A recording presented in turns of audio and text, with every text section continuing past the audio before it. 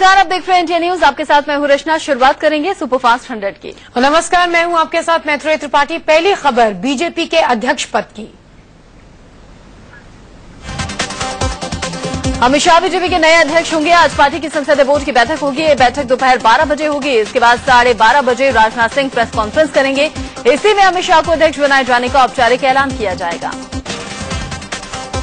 BJP महासचिव अमित शाह का party अध्यक्ष बनना पहले से ही लगभग तय माना जा रहा था। खबर है कि आरएसएस ने भी शाह के नाम को हरी झंडी दे दी है। अब इसके बाद बीजेपी उनके नाम का औपचारिक ऐलान करने वाली है। बीजेपी के मौजूदा अध्यक्ष राजनाथ सिंह के मंत्री बनने के बाद से ही नए अध्यक्ष की खोज शुरू हो गई थी। अध्यक्ष की दौड़ में अमित शाह के अलावा जेपी नड्डा का नाम भी था, लेकिन पीएम नरेंद्र मोदी के करीबी होने के चलते शाह शुरू से ही रेस में आगे थे। अमित शाह की संभावित टीम में लंबे तक आरएसएस प्रवक्ता रहे राम माधव को जगह मिल सकती है। राम माधव के अलावा जिन नए चेहरों को संगठन में जगह मिल सकती है, उनमें बीजेपी महिला मोर्चा के अध्यक्ष सरोज पांडे और आरएसएस के एक और नेता शिव प्रताप शामिल हैं। इसके अलावा इस नई टीम में राजीव प्रताप रूडी, शहनवाज हुसैन, वरुण गांधी, रामलाल, मुरलीधर राव और रामेश्वर चौरसिया जैसे पुराने चेहरों को बनाए रखा जा सकता है। प्रधानमंत्री मोदी के करीबी सतीश उपाध्याय को दिल्ली बीजेपी का प्रदेश अध्यक्ष बनाया जा सकता है और सतीश उपाध्याय मालवीय नगर से पार्षद हैं और साउथ एनसीडी के स्टैंडिंग कमेटी के चेयरमैन हैं। वित्त मंत्री अरुण जेटली आज लोकसभा में साल 2014-15 के लिए आर्थिक सर्वेक्षण पेश करेंगे। आर्थिक सर्वेक्षण से पहले फिक्की ने चालू वित्त वर्ष के दौरान आर्थिक वृद्धि पर 5.3% रहने का अनुमान लगाया है, जबकि फिक्की ने पहले आर्थिक वृद्धि दर 5.5% रहने का अनुमान जताया था। फिक्की का मानना है कि इस साल सामान्य से कम मानसून रहने के अनुमान की वजह से आर्थिक वृद्धि दर में कमी आ सकती है। फिक्की ने न्यूनतम आर्थिक वृद्धि दर 4.9% और जबकि अधिकतम वृद्धि दर 5.8% रहने का अनुमान लगाया है। सर्वेक्षण में राजकोषीय घाटा 4.5% रहने का अनुमान लगाया गया है, जबकि चालू वित्त वर्ष के अंतरिम बजट में ये 4.1% था। सर्वेक्षण में 2014-15 में औद्योगिक वृद्धि 3.1% रहने की संभावना है, जबकि कृषि क्षेत्र की वृद्धि दर 2.1% रहने की संभावना है। वहीं सेवा क्षेत्र में वृद्धि दर 7% रहने का अनुमान जताया जा रहा है। फिक्की के मुताबिक चालू वित्त वर्ष में मुद्रास्फीति सामान्य दायरे से ऊपर रहेगी। रेल बजट को लेकर लोकसभा में जमकर हंगामा हुआ। ममता बनर्जी की पार्टी टीएमसी और बीजेपी सांसदों के बीच में धक्का मुक्की हो गई और नौबत हाथापाई तक आ गई। इसके बाद ऐसा हंगामा बरपा कि लोकसभा को स्थगित करना पड़ा। दरअसल रेल बजट को वापस लेने की मांग करते हुए टीएमसी के सांसद वेल में आ गए थे। इन सांसदों ने सरकार के खिलाफ नारेबाजी शुरू कर दी। इसी दौरान बीजेपी सांसदों के साथ इनकी बहसुनी हो गई और हाथापाई तक की नौबत आ गई।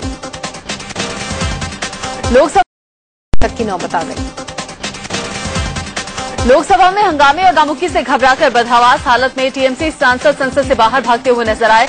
कुछ टीएमसी सांसद संसद में सुरक्षा गेट को भी फांदकर भागते हुए देखे। इस दौरान कुछ देर के लिए संसद परिसर में अफरा तफरी भी मच गई।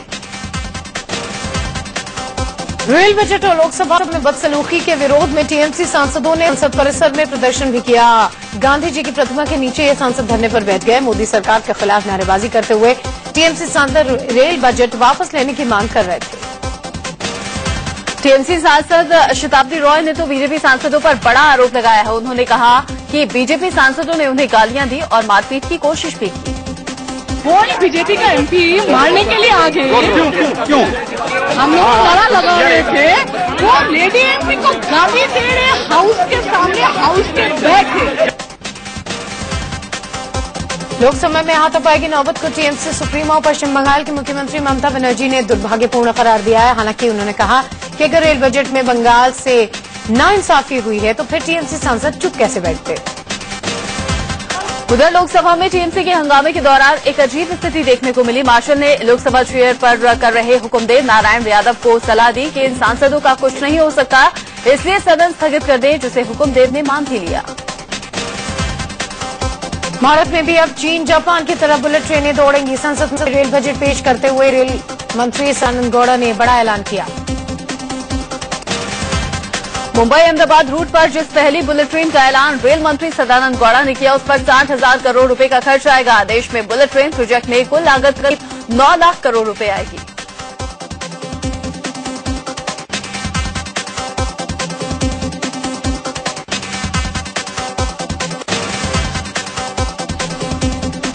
रेल बजट में दूसरा बड़ा ऐलान हाई स्पीड ट्रेनों का हुआ। रेल मंत्री सदानंद गौड़ा ने 9 रूटों पर हाई स्पीड ट्रेनें चलाने की घोषणा की। ये ट्रेनें 160 से 200 की रफ्तार से दौड़ेंगी। हाल ही में दिल्ली से आगरा तक ऐसी एसी ट्रेनें का ट्रायल भी हुआ है। जो 9 हाई स्पीड ट्रेनें चलेंगी उनमें दिल्ली से ही 5 चलेंगी। इनमें दिल्ली से चंडीगढ़, दिल्ली से आगरा, दिल्ली से कानपुर, दिल्ली से पठानकोट और दिल्ली से बिलासपुर के नाम शामिल हैं। दिल्ली से 5 हाई स्पीड ट्रेनों के अलावा 4 और ऐसी ट्रेनें चलेंगी। ये हाई स्पीड ट्रेनें चेन्नई से हैदराबाद, गोवा से मुंबई, मुंबई से अहमदाबाद और नागपुर से सिकंदराबाद के बीच चलेंगी। रेल मंत्री ने 58 नई ट्रेनों का ऐलान किया। इनमें 5 जनसाधारण, 5 प्रीमियम, 5 एसी, 27 एक्सप्रेस, 8 पैसेंजर, 5 डेम्यू और 2 मेम्यू ट्रेनें शामिल हैं। साथ ही 11 ट्रेनों का विस्तार किया गया है। 5 नई जनसाधारण ट्रेनों में अहमदाबाद दरभंगा वाया सूरत मुख्य है। जयनगर मुंबई, मुंबई गोरखपुर रूट में भी जनसाधारण ट्रेन चलेगी। सहरसा आनंद विहार वाया मोतिहारी और सहरसा अमृतसर जनसाधारण ट्रेन का ऐलान हुआ। रेल मंत्री ने 5 नई प्रीमियम ट्रेनों का ऐलान किया है। इनमें मुंबई सेंट्रल नई दिल्ली, शालीमार चेन्नई, सिकंदराबाद निजामुद्दीन, जयपुर मदुरै और कामाख्या बेंगलौर के नाम शामिल हैं। जिन 6 नई ऐसी एक्सप्रेस ट्रेनों का ऐलान हुआ है, इनमें विजयवाड़ा नई दिल्ली रोजाना चलेगी। एलटीटी मुंबई से लखनऊ, नागपुर से अमृतसर, नहरलागुन से नई दिल्ली, नागपुर से पुणे और निजामुद्दीन से पुणे के बीच चलेगी। रेल मंत्री ने पीएम नरेंद्र मोदी के संसदीय क्षेत्र वाराणसी का पूरा ख्याल रखा है और यहां से कई नई ट्रेनों का ऐलान किया। नई दिल्ली वाराणसी एक्सप्रेस रोजाना चलेगी, तो वहीं अहमदाबाद से पटना वाया वाराणसी साप्ताहिक ट्रेन चलेगी। छपरा से लखनऊ वाया वाराणसी हफ्ते में 3 दिन चलेगी।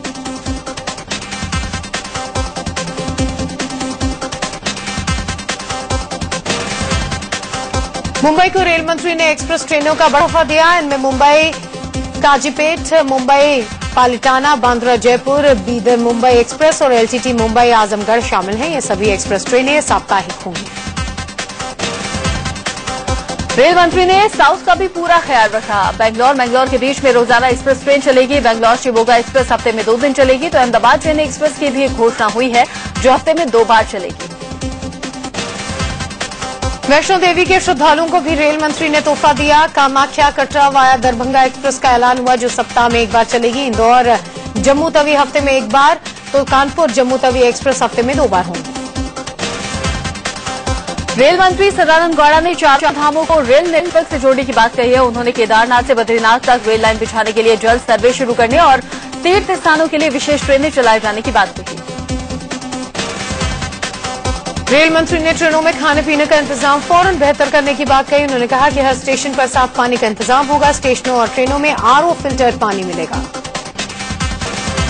मोदी सरकार ने हर स्टेशन पर लिफ्ट लगाए जाने की योजना बनाई है। बड़े स्टेशनों पर एस्केलेटर का इंतजाम होगा। स्टेशनों पर बुजुर्गों के लिए बैटरी वाली गाड़ी होगी।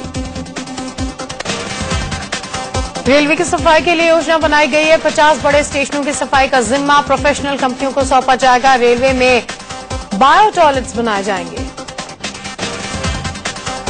रेल लाइनों पर अंडरपास और ओवरब्रिज का जाल बिछाए जाने की योजना है। पब्लिक प्राइवेट पार्टनरशिप के जरिए ओवरब्रिज बनाए जाएंगे और मानव रहित फाटक बंद किए जाएंगे।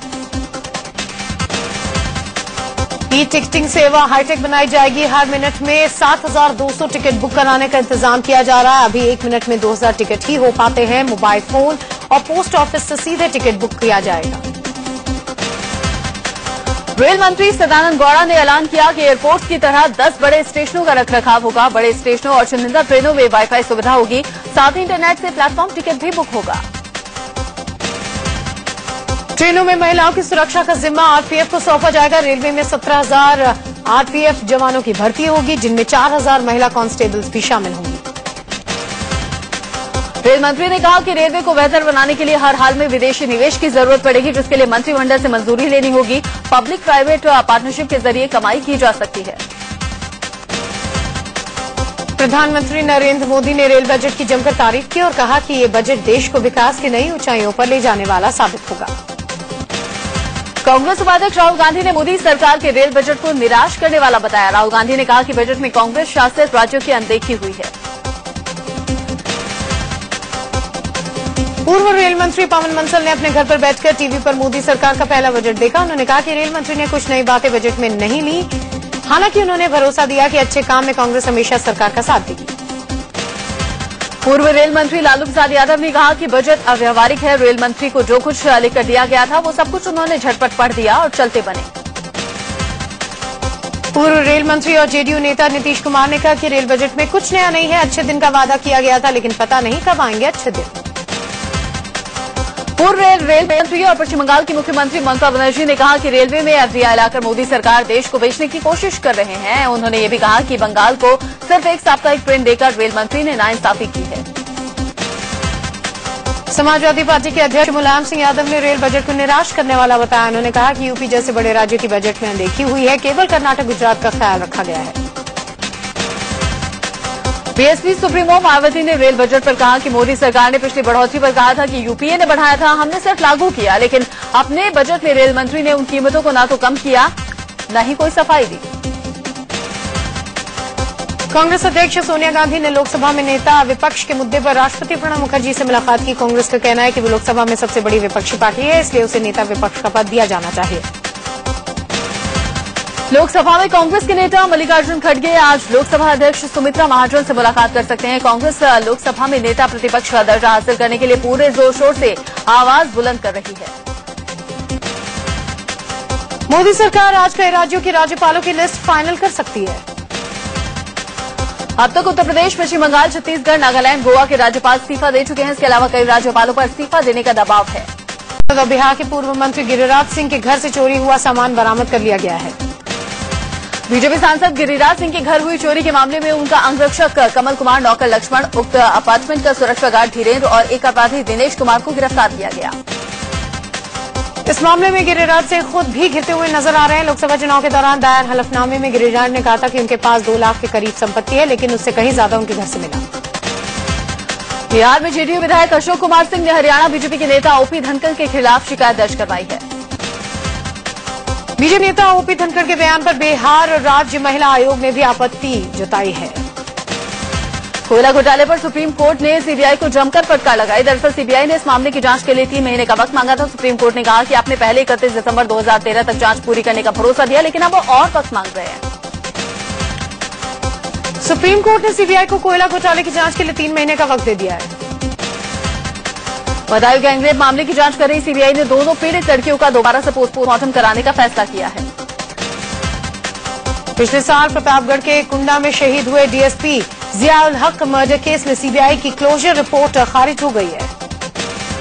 प्रीति जिंटा नसवाडिया विवाद की जांच कर रही पुलिस का कहना है कि आरोपी नसवाडिया के 2 गवाह जांच में सहयोग नहीं कर रहे हैं। प्रीति नसवाडिया के 2 गवाहों ने खुद की ही पहचान से इनकार किया है। नोएडा और गाजियाबाद की सड़कों पर रात भर एक लड़की से चलती गाड़ी में गैंगरेप किया गया। आरोपियों में से एक लड़की का बॉयफ्रेंड है। गाजियाबाद से इन लोगों ने लड़की को गाड़ी में बिठाया था। पीड़ित ने बताया कि किसी का फोन आने पर तीनों झगड़ा करने लगे, फिर उसे फेंक दिया।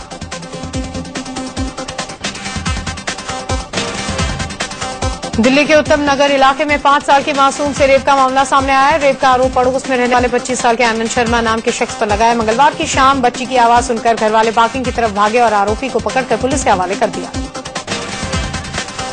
सुपरसोनिक क्रूज मिसाइल ब्रह्मोस का ओडिशा के गांधीपुर में एकीकृत परीक्षण रेंज से सफल परीक्षण किया गया। मिसाइल 290 किलोमीटर तक मार करने में सक्षम है। ये अपने साथ 200 किलोग्राम विस्फोटक ले जा सकती है। ब्रह्मोस को किसी भी जहाज या पनडुब्बी पर लगाया जा सकता है। 9 मीटर लंबी और लगभग 3 टन वजनी ये मिसाइल 14 किलोमीटर की ऊंचाई तक ध्वनि से दुगुनी गति से उड़ सकती है। इसे सेना और नौसेना में शामिल किया जा चुका है, जबकि वायुसेना का संस्करण परीक्षण के आखिरी दौर में है।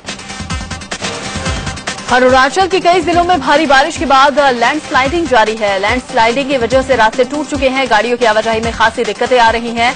डोईमुख से पोतिन के सुबानसिरी इलाके तक सड़कों की हालत बदतर हो गई है।